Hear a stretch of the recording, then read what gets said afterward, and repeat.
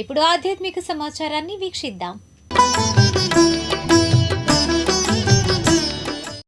మంగళగిరిలో జగన్నాథ రథోత్సవం వైభవంగా జరిగింది. భక్తులు అధిక సంఖ్యలో పాల్గొని స్వామివార్లను దర్శించుకున్నారు.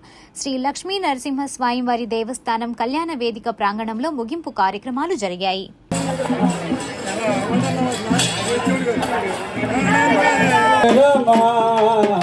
రామ రామ హరే హరే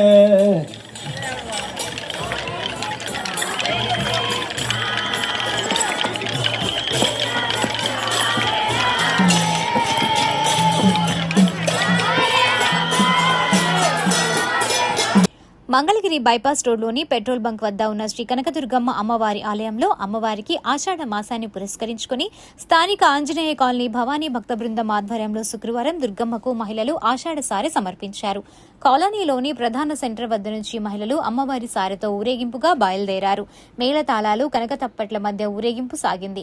కాలనీలోని పలు వీధుల్లో ఊరేగింపు నిర్వహించారు. ఆయా వీధులలో ఊరేగింపులోని అమ్మవారి సారెకు మహిళా భక్తులు భక్తి శ్రద్ధలతో నీరు వారపోశారు. అనంతరం ఊరేగింపు ఆలయంకు చేరుకుంది. ఆలయంలో అమ్మవారికి సారె సమర్పించి పూజలు జరిపారు.